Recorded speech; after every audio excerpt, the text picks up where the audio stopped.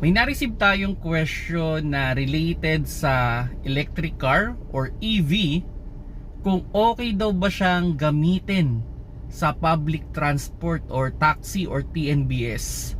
Hello mga paps, I'm Kuya Shane, and yun medyo umuuso na talaga ngayon yung mga electric car or EV. And yung naging question sa atin kung okay bang gamitin sa public transport. So syempre iba yung kilometro na kinukonsume ng mga public transport. Talagang matakaw sa kilometers.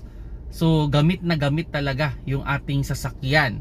Now, okay ba siyang gamitin? Technically, in terms of everyday consumption like fuel, ang laki ng matitipid natin pag EV yung gamit natin. Kasi sabihin na natin, kung maghapon gagamitin yung sasakyan, roughly mga nasa 1,000 to 1,500 yung makukonsume nating fuel dyan everyday. Now, kung EV yung sasakyan natin, baka mga less than 500 lang everyday yung makukonsume natin kung magcha-charge man tayo doon sa mga charging station.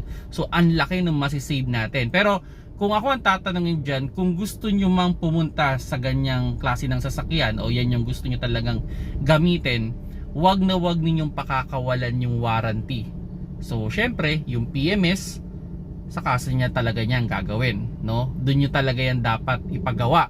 Walang ibang gagalaw dapat nung inyong sasakyan kasi aalagaan nyo talaga yung warranty. And usually naman ngayon, as far as I know, 8 years warranty naman yung battery, so goods na goods yun. Hindi ko lang alam sa kilometro kung meron silang kilometers na binibigay ko may limitation, pero sa years, 8 years.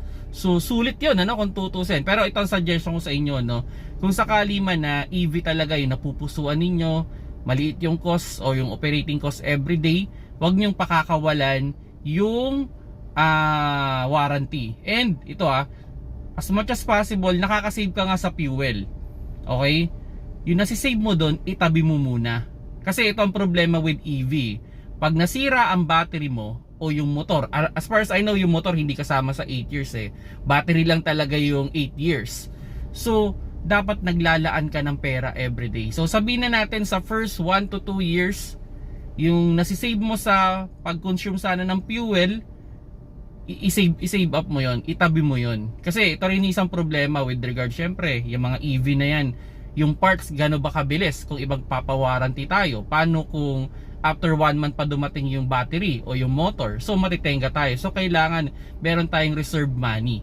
So yan yung suggestion ko sa inyo kung gusto niyo mag EV car na gagamitin sa public transport.